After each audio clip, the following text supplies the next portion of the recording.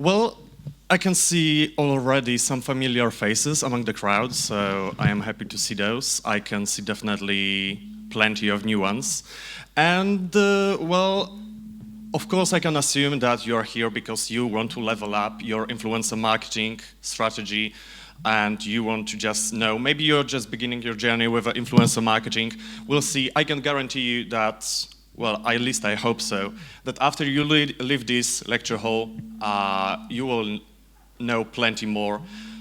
First, I would like to have such an amount of confidence as a person that put me in the bigger lecture hall. But anyway, let's get it started. First, let me quickly, I promise you, quickly introduce myself. Who is this guy? Why he is here? What's his connection to influencer marketing overall?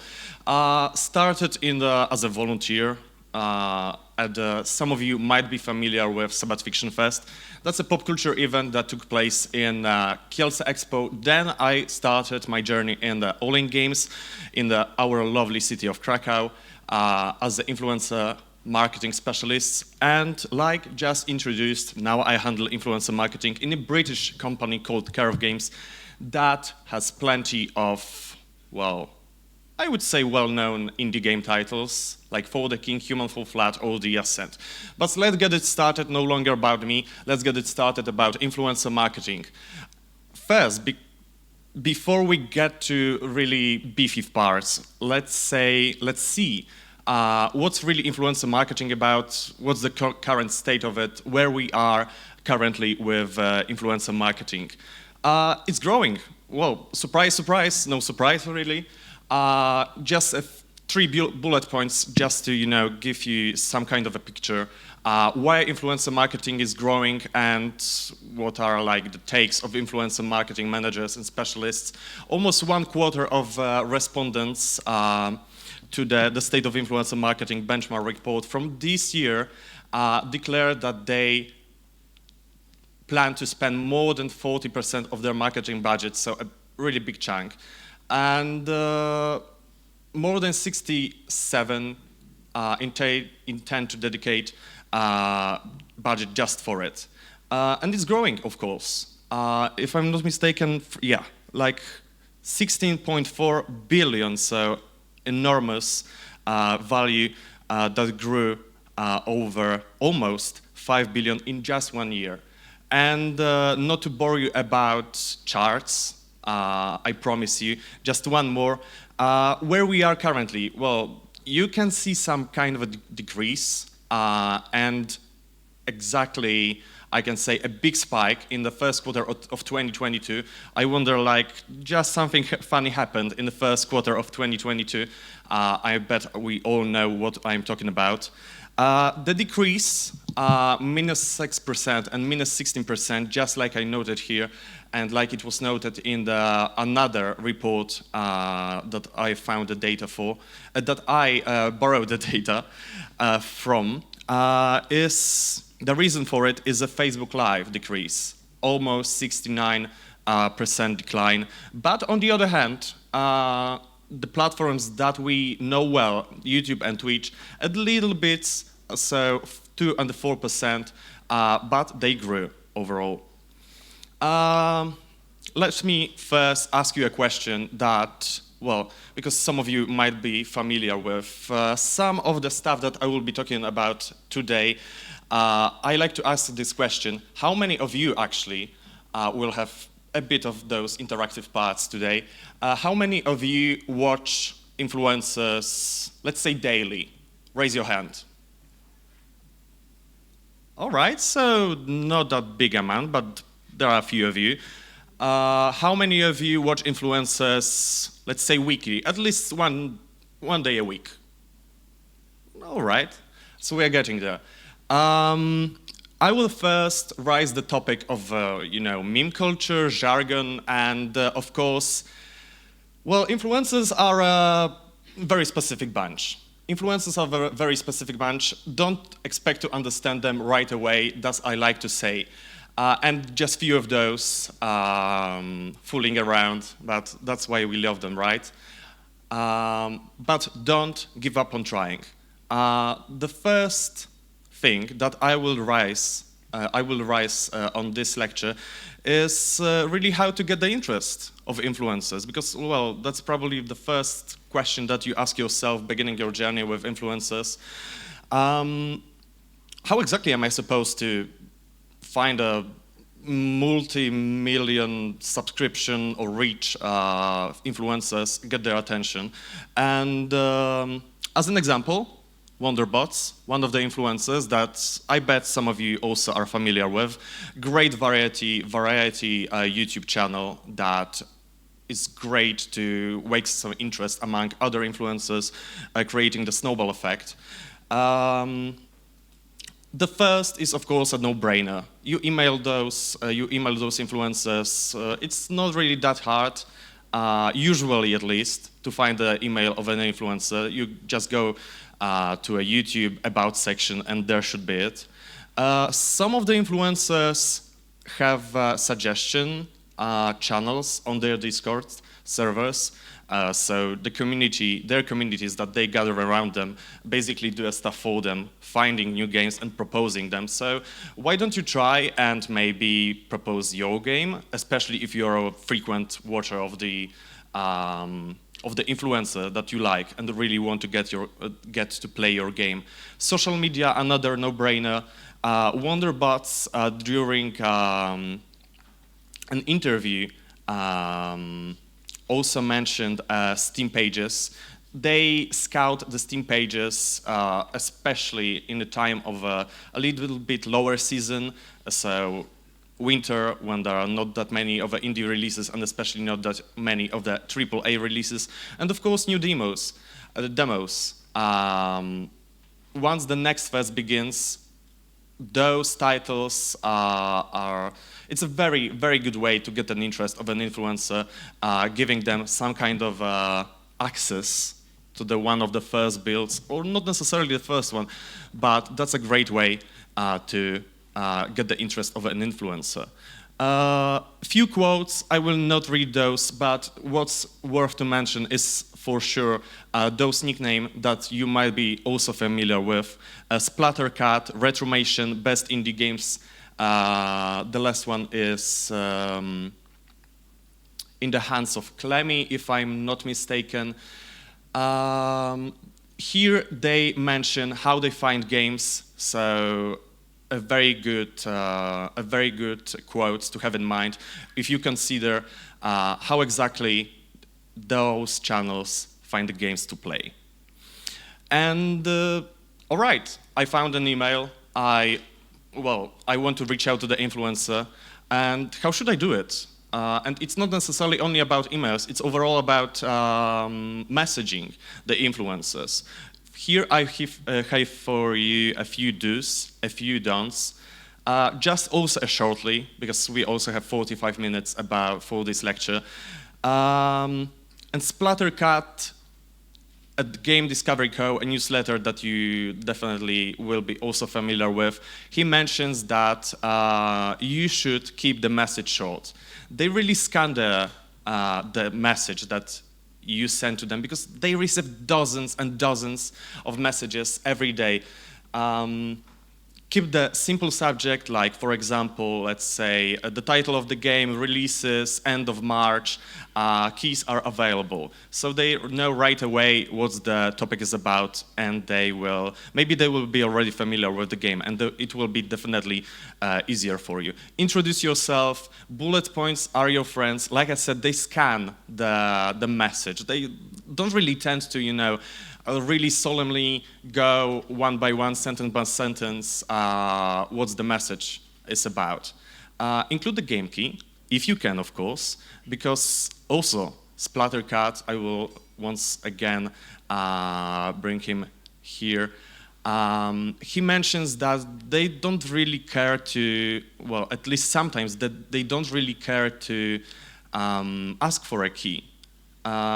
It really saves them some time, and that also applies to assets, so a press kit. Just like a PR tends to, well, that's a well-known activity, just to attach a press kit with some assets, especially really handy and convenient for YouTubers when they will be creating the thumbnails,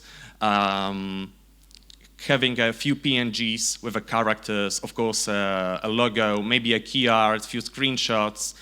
It will be really helpful for them. And be patient. Be patient because you're not the only one. Let's face the truth. I'm not the only influencer manager of a specialist that really is really keen to get their attention for the games from portfolio of my company. There are dozens of emails. And similarly, the total opposites of don'ts. Look after the relation. Okay, we go step by step, and now we are in the place that those influencers already reached back to you. They are interested. They played your game, maybe. So what now? You really want to look after this relation because, well, first, it will put you in the good place for a future. And second, it's another aspect, another factor is especially your own, let's say, own brand, because those relations will stick to you, not to the company, not necessarily to the company that you represent. Be up to date, follow, that's a no-brainer, another one. But for example, on Twitch and sub, of course, people that watch Twitch are well familiar that it's a cost, actually, of, if I'm not mistaken, $5 spent per month. Well, sometimes Twitch have some discounts, let's say, quote-unquote discounts, but they really know who supports them. If you sub to influencer or a Twitch streamer for 6 months, they will definitely, especially as smaller ones, they will definitely be familiar with your nickname. So if you reach out to them on Discord, they will actually have this, connection in their minds. Proactiveness, another no-brainer, and that applies, for example, to including the key that I already mentioned. That applies to including the press kit, asking simply an influencer if those influencers need anything more. Events is a tricky one because that's, like I highlight here, rare and unique opportunity to engage, but definitely a very helpful one since you can actually, meet an influencer at the event face to face. It will be definitely easier to keep this relation with you. And the last one applies to the first one, so being part of the community, being up with jargon, with memes. Many of the influencers, of course, have their own jokes, and if you know those, you're just part of the community, and they will once again look at you more keen when you will, introduce yourself as a person that actually represents some kind of a gaming company. Many of people know that streamers and YouTubers, of course, too, know each other well and share communities. I just wanted to share this one as a kind of a curiosity that it's a chart from Reddit, actually, that represents and shows you pretty well, like, what, according to size of the influencers, who share exactly what communities, sorted by the genre of the game and the language they stream in their content. They know each other well. And, for example, if you have a multiplayer game, one of the streamers might be more keen to get another streamer to actually play with them, and, well, that's a win-win for you. Getting straight to Twitch, since I already rose this topic, I was surprised first time when I entered some Twitch. Well, I believe it was. I can't even remember. It's not important, but I didn't really understood this gibberish. Like, people were typing like some kind of a random words. I didn't really knew what it's about. So the first step that you really need to take to understand those influencers, especially as streamers, is to install an extensions, third-party extensions, or for example, a program called Chatterino. So it will help you to understand. And if you still don't know what I'm talking about, let me just show you this one. So on the left side is a total gibberish, like I said, like people typing random words. And all of those emotes actually mean something. Every emote is kind of every emote is kind of a reaction to what's really the streamer doing. And that's why when I wanted also to start with some kind of a, let's say, interactive part, and I wanted actually to ask you if you know what those 4 emotes, because like you already said, some of you, I already know that, spend some time watching influencers. Does anyone know what the first picture means? And how is it called? Raise your hand. Really, no one? I am so surprised. Okay. The first one, and any of those. If anyone know any of those emotes, please raise your hand. All right, I can see. Can you actually raise your voice and tell me which one you recognize? First one, second one, and one. And the third one? What about the third one? No, I haven't seen that. All right. We had another person that raised a hand. Okay, I recognize The first one, okay. Yeah, I just saw that in the most, like, I would say, how common it is. The first one is Pepper, and the emote is called Feels Good Man. I will not get into details, like describing every emote. The first one is Feels Good Man. It's overall, I can say that it more of a represents joy. The second one is called Clueless, and if a streamer is, well, doesn't really know what's doing. Most of the chats like just post Clueless. The third one is called Pippi Donk, if I'm not mistaken. If the influencer tends to do something like, not really that stupid, but being childish, most of the chats post this emote. And the fourth one is called Huh. So if there is something really strange or with some kind of yeah, I would say strange, they post this one. So it's not really that easy. It's getting step by step, getting to know what those emotes simply represents. And you might be asking yourself, like, that's just the graphics, but no, I think that's an important part of Twitch culture. And if you want to be good at influencer marketing, that might sound harsh, you should know those. And actually about emotes, I wanted to just show you a quick video, just 2 minutes, of the former CEO of YouTube speaking with Ludwig, another Twitch streamer, and let's see how Susan Wojcicki did guessing few emotes. I want to check in, but I can't say that I come home and watch a ton of live streams. Well, let's do a test if you're down. And this is a very simple test. I'm going to show you an emote that is very important in the live streaming space, and you Yes. tell me the emotion that attaches with it. Okay. And then I'm this not is sure. just- I'm not sure I'm gonna pass. I know Yes. that we don't have some of the emotes that you would like. Yes. I am aware of that. I know. And so this is introducing and I you don't to some really of them. and I don't really spend a lot. I do go on competitor sites. I What do competitors in general? all of them. I do go on Check all out of that them.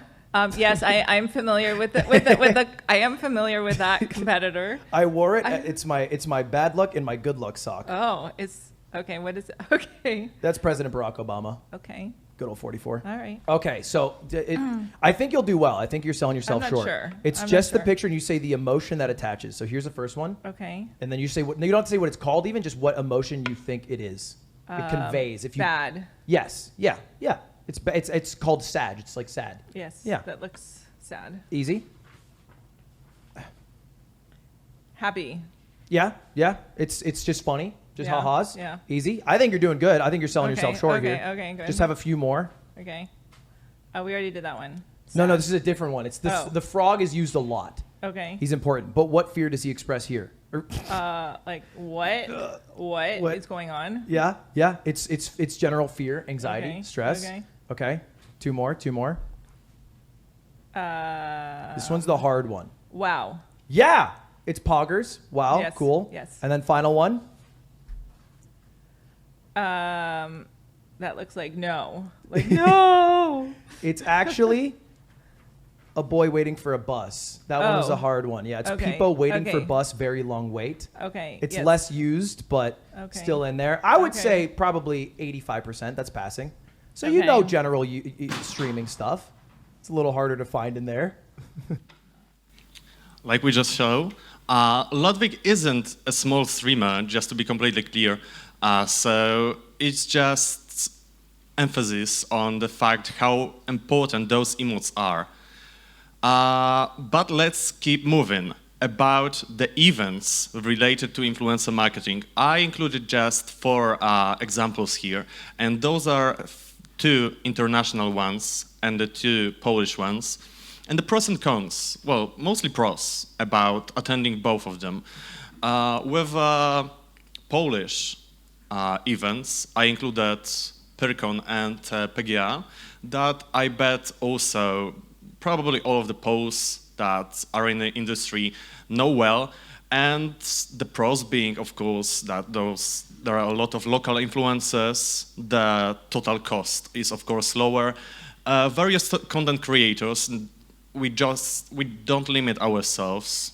Those events don't limit themselves to only gaming related. Of course, the PGA is more gaming oriented, but still you will find plenty of content creators that are not necessarily connected to gaming. And another one is, for example, if you're here located in Poland and you really are into Polish market of influencers, it's a great opportunity to establish some cooperation, for example, with Ambassador, and of course just a standard networking. That also applies the networking to both TwitchCons that will happen this year. The first one will happen in July, if I'm not mistaken, in Paris, and in October, if I'm not mistaken, in Las Vegas. But those, of course, are way more expensive. A lot of competition to get the interest of those influencers. You are, once again, not the only one that want the influencers to play your game. And another one that is not necessarily possible during the Polish ones is the possibility to establish contacts with new agencies that will help you further on with your campaigns. That's how it looks like with the events. Let's focus right now on on more of a data-oriented stuff when it comes to influencer marketing. If you begin your journey with influencer marketing in gaming, you should be familiar with those 3 sites that I included here at the bottom of the slide. And you should know well that number of followers is not your number 1 factor. That's a sentence that should be the common rule, the common sense rule, and I can't remember how many times I actually was informed that we are looking for a influencer that is really big, and some people were just really keen to search for an influencer with a big follower count. Not really. It's always about the reach, and those 3 sites will help you to verify those influencers. The first 2 ones are dedicated strictly for Twitch, and of course they are free to use, so that's a very good one to have. And some of you might be familiar with a channel crawler. That's a very good one to search for some of the YouTubers that might be a good fit for your campaign, an organic one or a paid one with influencers. But like I just wrote here, how to choose the perfect influencer for your game. And those platforms will also help you with your research. go with the views for YouTube, another no-brainer, and go with CCV, that stands for concurrent viewership for Twitch. And that's actually is the main rule to get your head around on how to approach influencers and which influencers to approach, because you can also use these sites to check the games that they played recently or not really that recently. For example, 2 years ago, 3 years ago, you have a game, you already know the competition games, so you search by the game, not by the influencer, and you will see the bigger ones that actually play this game. So you can reach out to them and maybe they will be more keen to play your game. And authenticity is the key to success. Check beforehand what games the streamer likes to play. Just like I said, check the games. What are the types of a cooperation that are really like the most common ones, I would say, and the most what we can encounter, everyone can really encounter. And the first one is pretty well known. We all know the moment when we just enjoy the video at YouTube and suddenly the magic words comes from the mouth of a YouTuber. Now is the time for the sponsor, and we all tend to skip it, those like a solid minute or 2 minutes. That's a short-term cooperation. It's cheap, and I would say the engagement isn't the highest. Just like I mentioned this example, many people tend to skip those minute or two during the YouTube video. The gameplays are really a common one, of course, both on YouTube or at Twitch, with a YouTuber or a streamer playing, just simply creating a dedicated video, enjoying the game that you plan to release. Not necessarily have to be an expensive one, but usually is, depends on also of the influencer that you will be working with. And the higher engagement is definitely a plus. Brand ambassadors is a long-term. Price is really dependable on the scope of service that you want to sign with an influencer. For example, it can be a graphic in the About section, if we are talking about a Twitch streamer, that will, with a CTA, call to action, that will directly redirect the viewer to the Steam page. But how many of those people that watch the stream check every day what's in About section? And that affects the engagement. The last one is probably my favorite one, so the unboxings. Short term, because most of them will just do an unboxing. Fairly cheap, that depends on the contents of the merch and the box, the press pack, let's say, that you want to send to influencers. And higher engagement is affected by the fact that this is a pretty unusual one. Many of the, of course not all of them, but many of the influencers will be happy to receive a press kit and stream it or make a video about the unboxing because of how infrequent this form of cooperation is.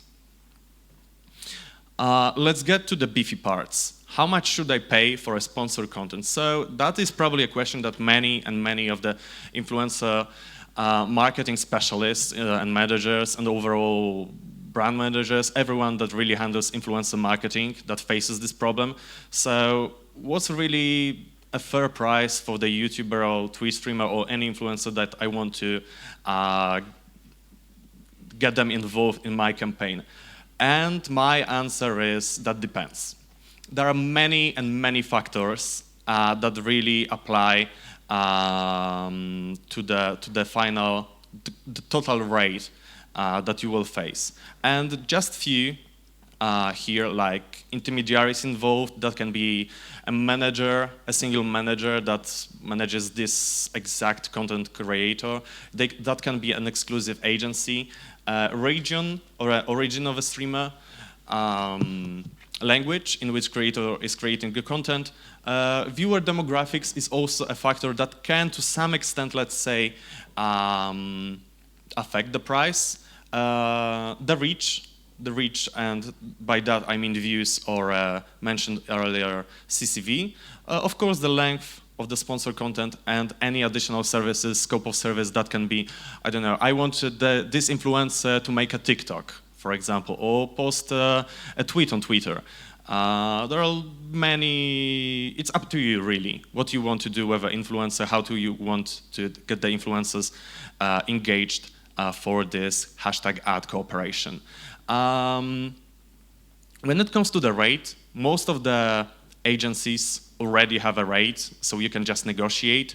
The streamers themselves, especially smaller ones, handle the deals themselves, so they also have a set rate, and you will reach out to them, you will ask for a rate, and they will probably already have a ready number to give you. Of course, the third one is a tricky one because you have to suggest the rate yourself. Just like I mentioned here, you have to put some effort in researching and how to give a rate yourself. But, well, I will do it right now, okay? But how much? And that's actually a method that I can share with you. With the live streams and the videos, those are two pretty different kind of collaborations. Let's go with the live streams now. The CCV that I already mentioned being multiplied by a rate, a CPH, and that stands for a cost per viewer hour. And average rates you have already given on the slide, and that's just a simple equation. With the videos, average number of viewers in thousands, that's important, being multiplied by another rate, that's CPM, and I know that this range between $30 to $120 is a really big range, because once again, that applies to the many of those factors that I mentioned during the previous slide. But you know what? Let's stick with another interactive one. You will actually tell me, I will just get to my calculator and we'll go with it, we'll go together with it one by one. Let's assume that we have an English speaker, no matter the nationality, we'll have an English speaker influencers. And my question to you, do we have any intermediaries like an agency or manager behind the influencer that we want to work with? Yes, no? No. All right, don't be shy. Don't be shy to shout. We don't have any intermediaries. What's the platform? Are we going with YouTube or are we going with Twitch? We are going with Twitch. All right. Where is our influencer located? Actually, a streamer. If we are going with Twitch, let's narrow it down to Europe. What country of Europe? UK. I heard UK first. Let's stick with UK. What's the average CCV per stream? So what's the number if you enter a stream? What's the average viewership in how much? 5,000. All right. What's the form of content? Is it just a dedicated stream? I guess we are going with a dedicated stream. But how long? An hour or two? 2 hours of dedicated Twitch streams. Any extra services in the form of, I don't know, for example, Tweet, TikTok, you choose. Tweet. All right, we go with Tweet. So we don't have any intermediaries. We go on Twitch. We're located. The most important one is probably, is the cost per viewer hour. For UK, I would say it would be with a tweet. Let's say a solid for 1.2 US dollars, and we had 5,000. We have 5,000 viewers. We also have to have in mind that, well, most of will be probably familiar with this fact that once the viewers see that the segment of hashtag ad begins, the paid segment begins, the viewership can drop a bit. So maybe assume 4,050, not the 5,000 average, because it will, let's say, drop a bit, 10%. being multiplied by 1.2, and that gives us 5,400 US dollars. Sorry, another one. We had the 2 hours, so I will multiply it by 2. We have 10,800 US dollars. We can try to negotiate, make it even 10,000, but it's not a rocket science, just like you saw. I spent like 1 minute, 2 minutes trying to give you some kind of example how we should approach it, proposing the rate. And once we already signed this collaboration and we are all set, we of course want to squeeze 100% potential out of it. Because, well, you want to make your campaign as good as possible, right? Set up the tracking leads, that's another no-brainer. I can't even imagine starting a campaign without any UTMs, not being hidden, for example, a bit.ly link. So you can, once a brand manager comes to you after the campaign and asks you for any KPIs, you will probably have only a reach, but it's good, of course, to have a CTR, click-through rate. That's a very good KPI to have some kind of, to get your head around at what you stand in terms of how effective it was. Incentives to catch a streamer's attention. Don't be afraid to, for example, say to them that, well, why not to give them a few keys for a giveaway, for example. With a keys for a giveaway, that's actually, I have an anecdote. Also go with a giveaway during the same sponsored segment, sorry. Because if, for example, a streamer will say that they will do a raffle on some kind of external social media platform, many of those viewers will probably wait a bit, being, well, hopeful that they will win a key, so they will be hesitant to buy your game, and we all know that, well, influencer marketing, at the end of the day, is a marketing. We want to make those viewers, to make them buy your game, to show it how great it is. Like I said, but involve the social media channels, no matter if it's Twitter or if it's TikTok, any really, Facebook, but do never leave the content creators by themselves. Always give them, once again, the brief, the talking points, the press kit. Ask them if they, for example, if you have a multiplayer game, if they want to play, if they need more keys to play with their friends, because, well, it will be more authentic seeing the influencers laugh together and spend time together. Do never leave the creators by themselves, and being hopeful that all will go well. And actually the last one that I have for you, I have a few bits of emails that I received lately, and the question is, how the hell can my game be bought on the black market? And boy oh boy, I have an answer for you. Unfortunately, many scammers tend to pretend that they are influencers. And at the end of the day, if you not be cautious, many of those keys will end up at the black market. What are the steps, like how can I make it not happen to me? How to save myself from those scammers? Number one tip I have for you: there is already a red flag if someone asks you for more than one key, saying that, for example, well, I'm not saying that all of these Steam curators are scammers, just to be completely clear, but many scammers pretend themselves to be Steam curators.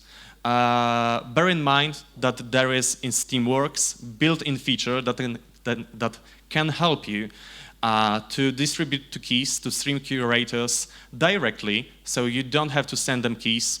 For example, I don't know, a Steam curator will say, yes, I'm an editor, I have another editor, and we plan to play your game with 2 more friends. And we ask for 4 keys, and 1 month after you find a few of your keys at the black market. Always scan the email if, for example, the font or the size of the font or the font itself of the text of the title of the game can a bit differ than the rest of the email, because they will be simply formatting mass mailing. They overlooked it, and they have just a CSV file sending, for example, 500 emails to 500 publishers or 500 developers asking for a keys, and by the end of a week they will have, I don't know, 200 keys to sell on the black market. Always check the email.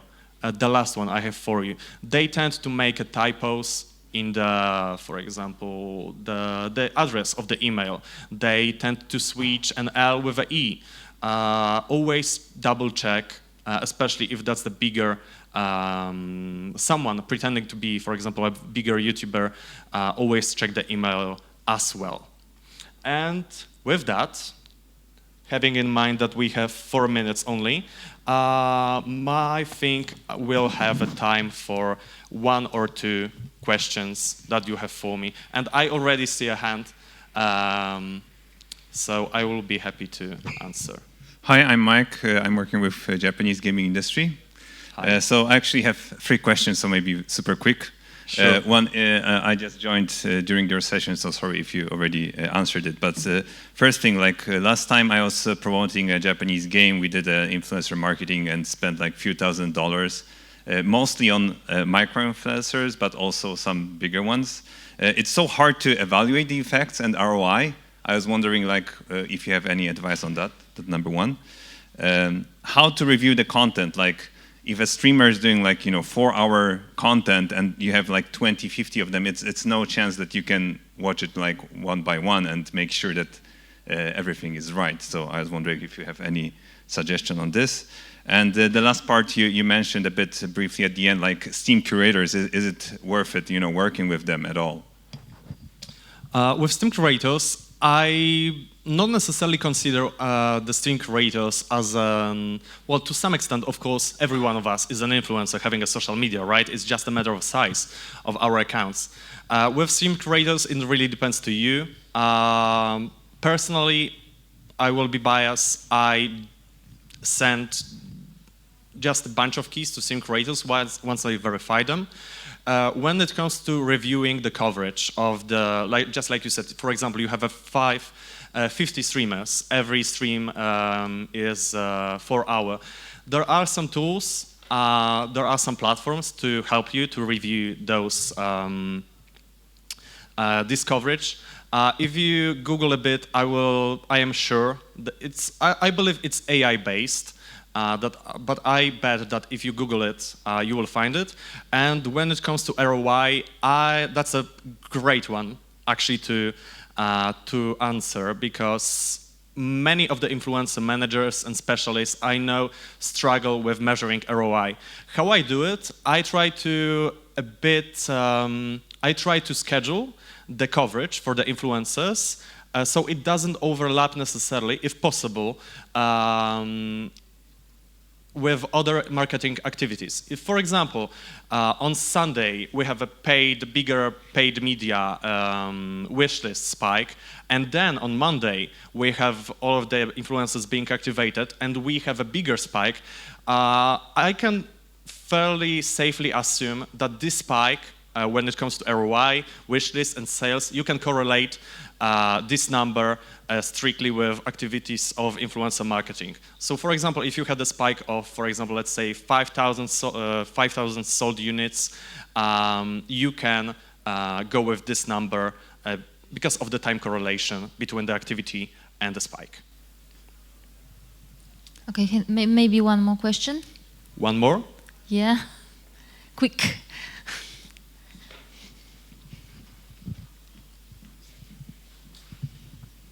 Hi, thank you for the talk. I have a question about how to write an email and not be filtered by spam filter. That's a very good one. Well, that really depends. Like there are another few factors that can do. For example, when you do a mass mailing, just like you mentioned, it can be a higher chance that you will end up in a spam email.